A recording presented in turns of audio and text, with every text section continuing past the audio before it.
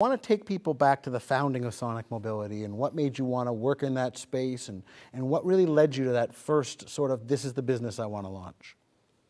Sure. So Sonic Mobility wasn't the first startup that I was involved in. It was the first one that I was a founder of. I had gotten involved in a startup during the tail end of the dot-com boom, and it was a Silicon Valley headquartered startup. And I got a bit of a taste for the whole space, but I wasn't the one running the show there. I was running research and development and product development for this company in Silicon Valley. And when the dot-com implosion happened, we imploded with it. But at that point now, I was fully hooked on the whole industry and the business, and thought it was time to really stick my neck out and do one that I was going to take the reins of. So hold on. So the whole world implodes. People go from $1 billion to zero. You're at a Silicon Valley funded company. It implodes, and you decide, you know what I should do? I should double down. I should take even more risk, and I should put my neck on. Why, when everyone else was running from the dot-coms, from entrepreneurship, were you running into entrepreneurship in your own startup? And there's one thing I believe is a common trait amongst almost all entrepreneurs, and that is a delusional level of optimism. A delusional level of optimism. And I think it's a necessary element to ultimately succeed as an entrepreneur, because you have to believe that there's an opportunity that exists where most rational people don't believe there is one.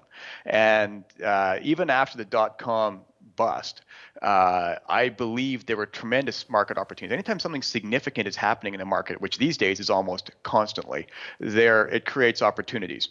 It's the change that causes the opportunity. Exactly. And so in that particular situation, the change I saw that really excited me was the growth of mobile devices. Now, I started Sonic in December of 2000. And the state-of-the-art mobile device at the time was a BlackBerry two-way pager. It didn't even run on an IP network. It ran on the two-way paging networks, the Reflex and the... So for those people who don't remember, Research in Motion is a Canadian company, or at least maybe at the time that this is aired. And back in the day, they started the first wireless email was actually a pager device that you could just see one line at a time. And that made you think that that's the future. And I thought that these things are amazing. And the other player in the space was Compaq, which is now owned by HP. And they had produced their next generation thing called an iPAQ. And it was this large device with a touch screen. And it was a bit like an iPad mini, but it didn't have wireless connectivity. You had to plug it into a giant sled with an extended battery pack and a big antenna in order to get that thing to work. And my vision was that these things were going to get smaller. Everybody would carry one, and it was going to be so important to have these things communicate in real time with a variety of different things. So in 2002, you thought the future was mobile, and everyone might one day have a smartphone in their pocket. Gee, right, you were wrong. Yeah, that's right. So that was 2000. Everybody called me crazy, and that was the delusional optimism. Was that in 2000 I said they said these things will only be in the realms of executives and IT people and a few select people. I was like, no, everyone's going to have one of these. And I started to build out platforms that would run on these connected wireless devices. And very quickly, I had to pivot the platform towards somebody that would actually pay for it. So hold on, let's stop there because there's a lesson there. So are you suggesting that what you first bought wasn't what everyone wanted to purchase? Yeah, go figure. Exactly. And in fact, when Sonic Mobility first started, my plan was to apply this technology into the same-day courier business, because I saw FedEx and UPS had these fancy tablets that they'd spent hundreds of millions of dollars building out the platform so they could capture signatures and people delivered packages. But the same-day courier still had slips of paper. And my thought was I could replace the paper. You go Steve Blank. Where are people using paper, Excel spreadsheets, fax machines to solve problems as an industry? And the same-day courier industry relied on little slips of paper, which then got filed at the end of the day into big boxes of paper. And when somebody wanted proof of delivery, somebody had to go back into one of these big boxes of paper and find the slip and then courier the slip over to the person. And so I looked at that and said, there's an opportunity. And I began to have my team build a solution out towards that problem.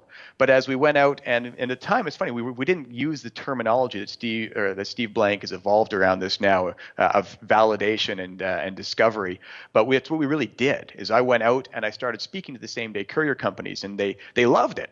So you did customer development, what we now call customer development. Exactly, and so one of the interesting things that I remember reading in one of Steve Blank's blog posts, I'm sure it's in his books now, was that a key thing was, will people actually pay for it? And so that became the next step as we began to build this platform. And then I went to these couriers and tried to get them to pay for the product. And I realized they made so little money on each delivery, they couldn't afford to pay for my solution. And so I was building a product for a market that had no money. So bad decision. So we had to decide what could we do with what we had. And we realized that we could use this infrastructure we'd created to allow people, IT people in particular, to use these mobile devices to control servers, switches, routers, and hubs and manage data centers from a mobile device. And having been an IT guy in one of my in fact, when you're a startup, you're often your own IT guy. So having to manage my servers remotely and then turn around and drive back to the office to reboot systems when they wouldn't work. Or So Sonic's second kind of iteration was, could we use these as tools to stop IT people from having to come in the middle of the night? Could we cut down on the HR costs to support networks? Exactly. And the great thing was the people that actually had these devices at the time, military, government, banks, were people that had money and experienced the pain. And they were willing to pay me to put a solution onto their devices which would allow them to make the pain go away.